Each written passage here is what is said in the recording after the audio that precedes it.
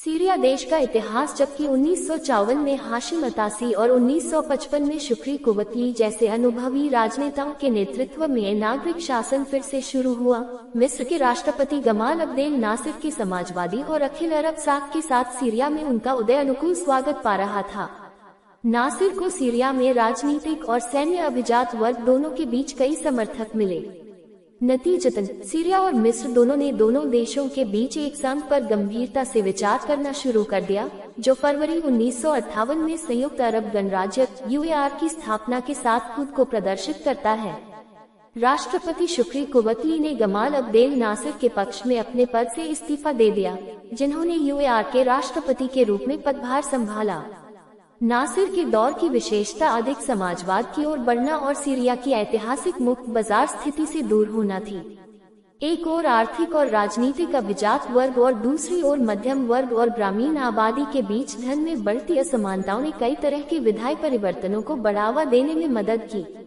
वाणिज्यिक, औद्योगिक, बैंकिंग और बीमा क्षेत्रों का राष्ट्रीयकरण किया गया, जबकि भूमि सुधार ने धनी भूस्वामियों की जोतों को काटकर किसानों में वितरित करने का प्रयास किया। इसके अलावा किसानों की अपने भूस्वामियों और जमींदारों के साथ सौदेबाजी की शक्ति में सुधार करने के लिए कृषि सुधार किए गए। आखिरकार नासिर की नीतियों के प्रति राजनीतिक और सैन्य प्रतिष्ठान के भीतर नाराजगी बढ़ी, खासकर तब जब सीरिया UAR में एक जूनियर पार्टनर बन गया था। सितंबर 1961 में सीरिया में एक सैन्य तख्तापलट ने UAR को उलट दिया और दमिश्क में एक स्वतंत्र सरकार बहाल कर दी, जबकि सीरिया में पुराने राजनीतिक अभिजात वर्ग के तहत नागरिक शासन वापस आ गया। राष्ट्रपति नाजिम कुदसी के प्रशासन ने नासिर युग के दौरान पारित समाजवादी उपायों को निरस्त करने और किए गए अधिग्रहण को उलटने का प्रयास करने वाले कानून को अपनाया, लेकिन यह नीति दीर्घकालिक या सफल साबित नहीं हुई, क्योंकि सिर्फ एक साल के भीतर समाजवादी वामपंथी बाथ पार्टी, जिसने पैन अरबवाद का समर्थन किया, मार्च 1963 में सत्ता में आए और नासिर युग के कई कानूनों को फिर से लागू किया। बाथ पार्टी 1940 के दशक से ही सीरिया में पारंपरिक शहरी राजनीतिक अभिजात वर्ग के विकल्प के रूप में खुद को मध्यम वर्ग और ग्रामीण आबादी के बीच बढ़ावा देकर एक लोकप्रिय आधार बना रही थी, जो मुक्त बाजार नीतियों का समर्थन करता था। राज्य की पारंपरिक संरचना, जिसमें संसद भी शामिल थी, को बाथिस्टों ने निलंबित कर दिया, जिन्होंने देश को चलाने के लिए राष्ट्रीय क्रांतिकारी कमान परिषद की स्थापना की। बाथिस्टों के इस शुरुआती दौर में फिर से विभिन्न राष्ट्रीयकरण, भूमि पुनर्वितरण उपाय और सार्वजनिक क्षेत्र की वृद्धि देखी गई। इसके अलावा आपातकाल की स्थिति घोषित की गई और मार्शल लॉ लगाया गया। बाथ पार्टी के भीतर आंतरिक प्रतिद्वंद्विता के कारण फरवरी 1966 में विभाजन हुआ, जब दूर वामपंथी बाथिस्टों ने नियंत्रण अपने हाथ में ले लिया।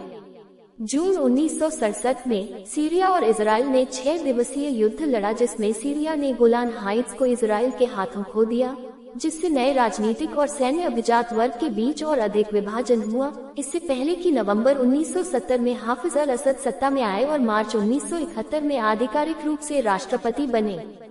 सत्ता संभालने के बाद राष्ट्रपति हाफिज अल असद ने विभिन्न राजनीतिक संरचनाओं को फिर से शुरू किया, जो पहले से मौजूद थी लेकिन जिनके कार्यों को फिर से तैयार किया गया था। जबकि संसद जैसी राज्य संस्थाओं को फिर से स्थापित किया गया था, सीरिया एक राष्ट्रपति गणराज्य के रूप में उभरा, जिसमें सत्ता मुख्य रूप से कार्यकारी शाखा में केंद्रित थी। बाथिस्ट सिद्धांत के अनुसार सैद्धांतिक रूप से समाजवादी प्रकृति के होने के बावजूद नई सरकार ने सीमित निजी क्षेत्र की गतिविधि को बढ़ावा देने का प्रयास किया, जो व्यावसायिक वर्गों के पक्ष में था, जबकि साथ ही सार्वजनिक क्षेत्र के निरंतर विस्तार के साथ इसे पूरक बनाया। 1970 के दशक के दौरान तेल की कीमतों में वृद्धि और विदेशी सहायता ने सीरिया को अगले दशक के दौरान मंदी आने से पहले एक बड़े बुनियादी ढांचे के कार्यक्रम को वित्त पोषित करने में सक्षम बनाया। इसके अलावा सीरिया ने 1973 के अक्टूबर युद्ध के दौरान गोलान हाइट्स को फिर से हासिल करने का प्रयास किया, जबकि अगले वर्ष अमेरिका द्वारा प्रायोजित विघटन संधि ने मुख्य शहर कुनेत्रा को सीरियाई नियंत्रण में वापस ला दिया।